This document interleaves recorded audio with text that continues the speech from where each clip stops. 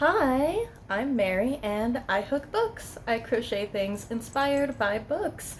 And I am going to give you my top 10 nonfiction reads of 2024 today. Number 10 is Caffeine: How Coffee Created the Modern World. And this is a very short and sweet, concise overview of coffee's effects on history. And then number 9 is American Monsters, and it may be a little bit of a stretch to call this nonfiction, but it is a collection of tales from across the country, and it was just a lot of fun. You may or may not believe in the Jersey Devil or Bigfoot, but it's really fun hearing different stories from different places. And then number 8 is Dan Rather, A Life. And he's someone that I was vaguely familiar with when I was younger. And it was interesting to hear why he was so well known. Even though I didn't know who he was, I kind of knew of him. And he covered the Kennedy assassination. And it was interesting to hear his career in news and his unfortunately pessimistic view of the future. Number 7 is The Polygamist's Daughter, and this is one of the daughters of the LeBaron clan. And most of the time when people think of the LeBarons, they are a polygamous fundamental Latter-day Saint sect or cult, and they did some wacky stuff. There were murders, there was a lot going on. But you rarely hear of well, this is what we did every day, and this is how we made money, and this is how I got shipped from one mom to another. So it was a really interesting and personal take on someone from the LeBaron clan. And 6 is Broken Faith, Faith Fellowship. I was dumbfounded. I was flabbergasted at some of the things that this church did, and they're still active.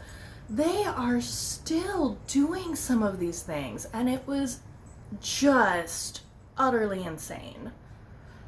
And 5 is Amusing Ourselves to Death. The end of the world apparently started with the telegraph, and it's just been downhill from there.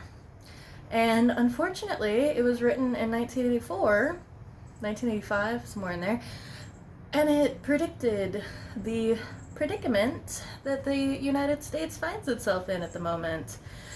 So, a little pessimistic, but overall very fascinating.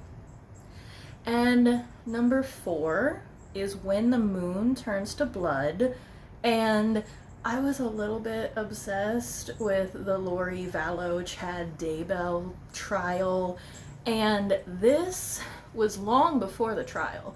This is an amazing compilation of all the information that they could get on this couple and the cult that they were in.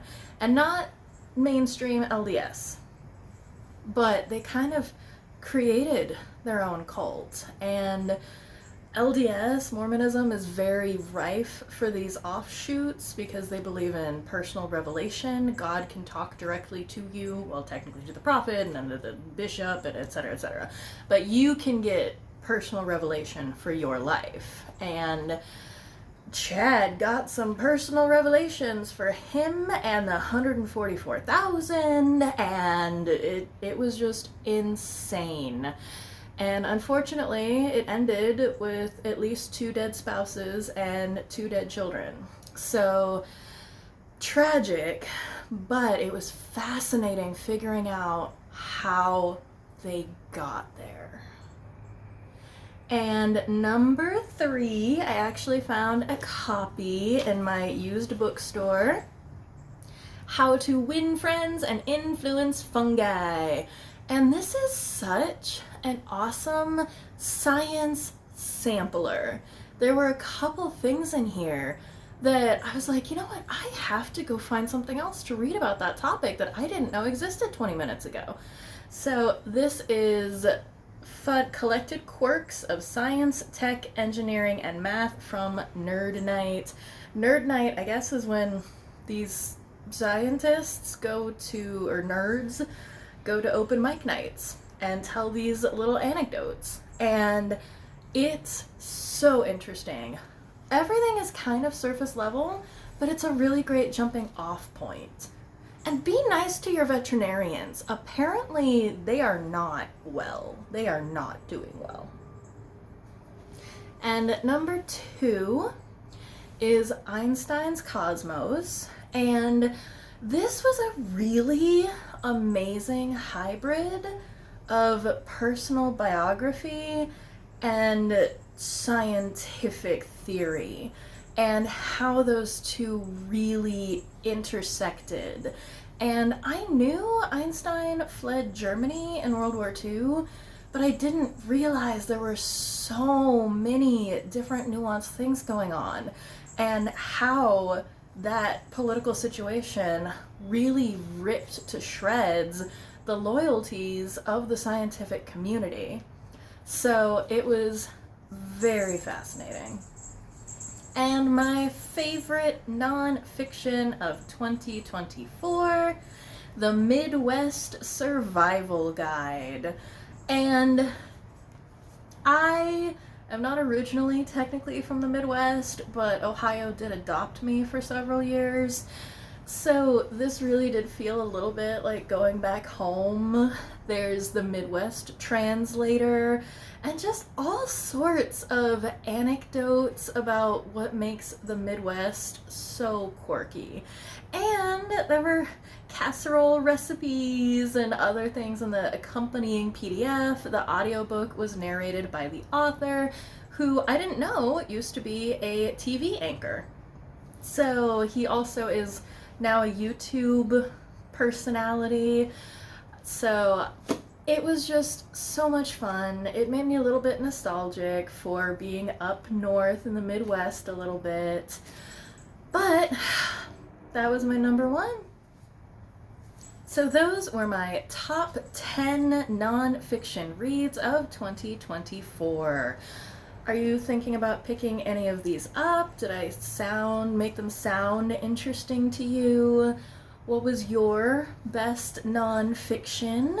Do you like more biography nonfiction or science nonfiction? Or cookbook nonfiction? A lot of people really love that. So let me know, and of course, do the YouTube thing.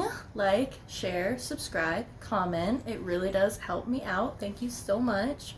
And if you'd like to support us financially, get us some more yarn and fancy feast, I have a Buy Me a Coffee account, and you can find that in the description down below.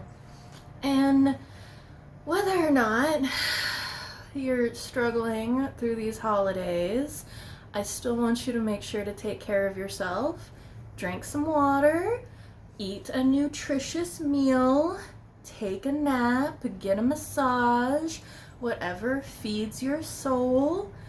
And remember, shoulders back, head up, and breathe.